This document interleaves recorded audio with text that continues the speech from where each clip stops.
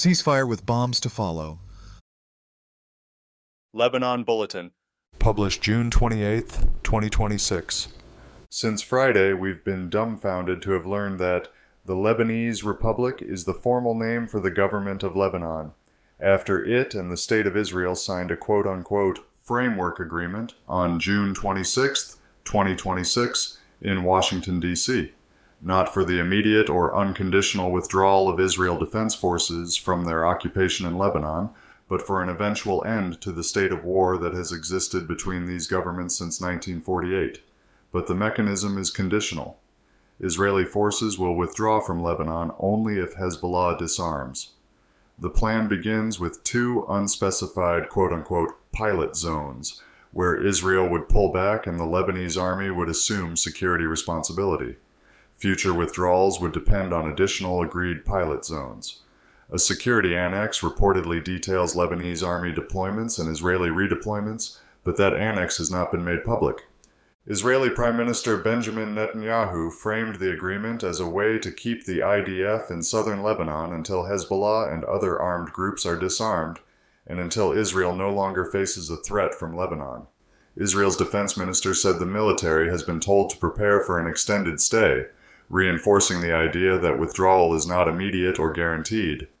Hezbollah leader Naim Kassem rejected the deal as non-existent from Hezbollah's perspective, calling it a, quote, humiliation, and warning that linking Israeli withdrawal to Hezbollah's disarmament is dangerous. Hezbollah official Hassan Fadlallah warned that the agreement could lead to civil war because Hezbollah will not surrender its weapons and would resist Lebanese army measures against it. Hezbollah supporters protested in Beirut after the deal was announced.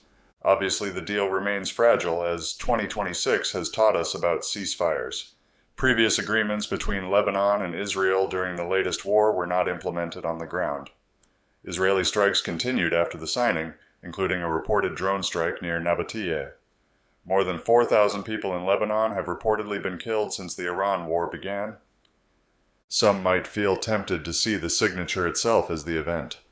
Israel and Lebanon at the same table. Israel and Lebanon in the same sentence without the immediate accompaniment of artillery.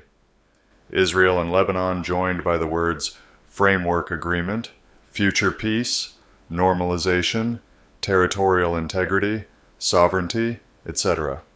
But skeptics would naturally warn that these fine words won't necessarily survive contact with reality. Indeed, Lebanese-American journalist Rania Khalek offers a more sobering interpretation. The framework doesn't represent a sovereignty breakthrough, but a mandate for internal war dressed in the language of sovereignty, because the agreement does not simply imagine the Lebanese state restoring authority over the south after Israel withdraws, but instead makes Israeli withdrawal contingent on the Lebanese armed forces first disarming Hezbollah and dismantling its infrastructure with, quote, verified disarmament assessed under a U.S.-managed process. Khalek argues that the Lebanese government has effectively joined Washington and Tel Aviv in declaring war on a massive segment of Lebanon's own population. For her, therefore, the question isn't whether an impossible diplomatic configuration has appeared that can maintain this framework going forward, but whether, in fact, one has appeared that will make the lives of Lebanese civilians more difficult. In other words, the sequencing matters. If Israel's occupation of Lebanese territory is illegal, then Israeli withdrawal should not depend on whether Hezbollah exists, whether Hezbollah disarms, whether Lebanon satisfies American benchmarks, whether Marco Rubio is pleased with the quarterly performance review, or whether the empire has decided that the national nervous system of Lebanon has become sufficiently obedient to be permitted reconstruction. Occupation is not supposed to become lawful until the occupied party gets its domestic politics in order. Yet this, Khalek argues, is precisely the inversion at the heart of the framework. Israel's withdrawal becomes the prize Lebanon may receive after it proves itself willing and able to wage an internal campaign against the force that emerged, in the first place, from resistance to Israeli occupation.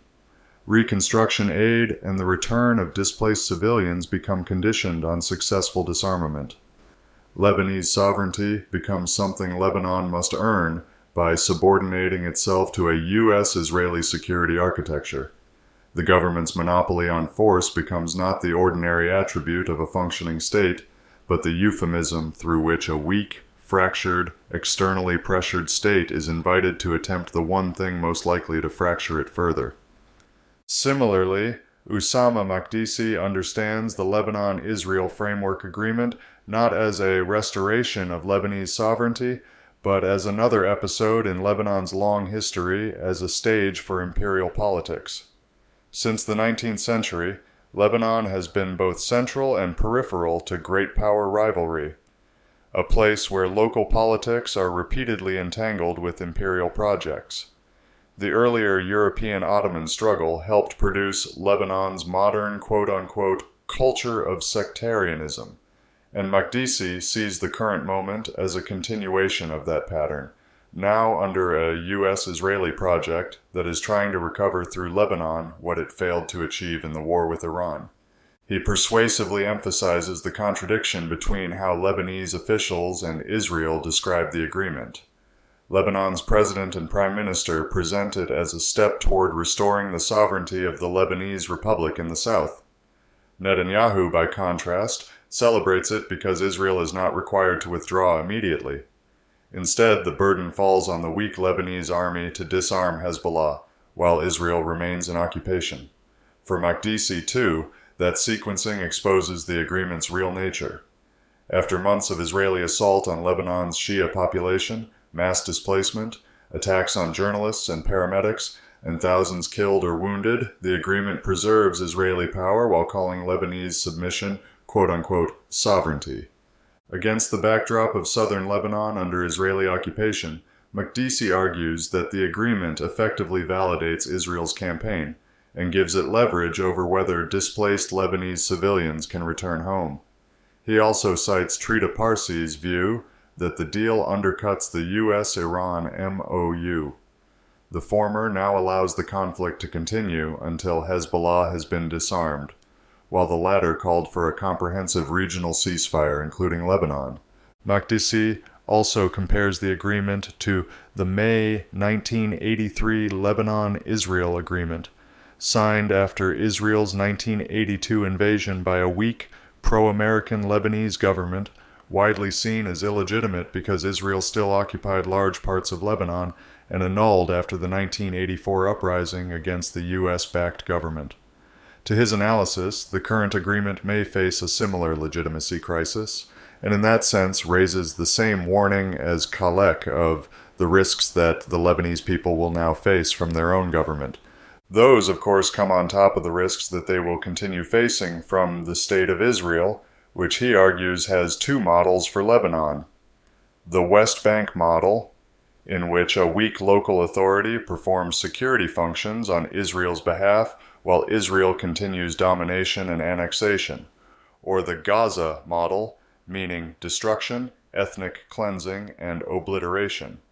Lebanese fantasies of being separate from the Palestinian fate, he says, are ahistorical, warning that geography and geopolitics keep binding Lebanon's future to Palestine's. Therefore, while some may hail the agreement as peace or sovereignty out of exhaustion, hope, naivete, or self-delusion, one may safely say that Makdisi warns them against betting on it. Thus, the consequences of the agreement signed last Friday depend almost entirely on sequencing.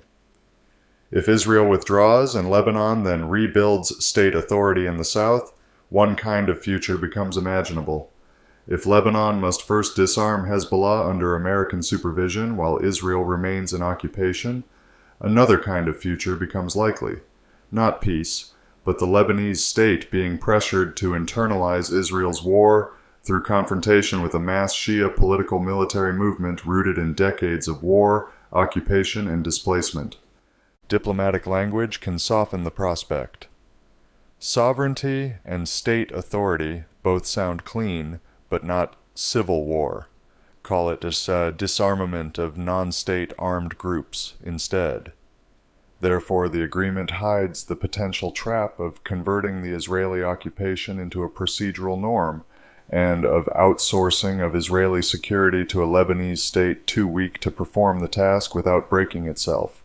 In other words, of formalizing ahead of schedule the Lebanese Republic's position as a vassal. Certainly, taking orders from Washington and Tel Aviv about which domestic faction must be broken before Lebanese civilians can return to their homes sounds quite different from acting as a sovereign state. Perhaps some pessimists on the possibility of peace would dismiss the agreement as meaningless. For them, however, there's enough meaning in it to estimate that the prospect of peace in southern Lebanon has only become more distant. Meaningless agreements do not cause Hezbollah's leadership to denounce them as humiliation, Israeli leaders to celebrate them as achievement, and Lebanese officials to call them sovereignty, even if the answers to sovereignty for whom and under whose supervision remain open to debate.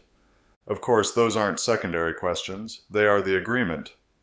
If it leads to Israeli withdrawal, civilian return, reconstruction, and a durable reduction in violence, then that will be worth saying. If it instead produces extended occupation through Lebanon's imposed internal fracture, that too will be worth saying. But in the meantime, we must wait to test these peace processes, security assurances, and sovereignty claims against their outcomes. The paperwork has been signed, and now reality gets the deciding vote.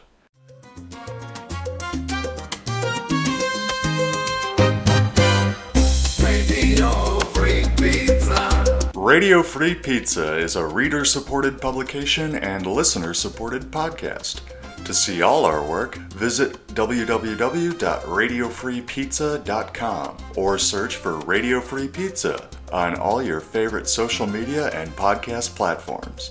You might even find a button to click that says subscribe. And if you're really lucky, it will let you leave a review. Otherwise, just share a link with your friends or on social media. Thanks for your support. Radio Free Pizza.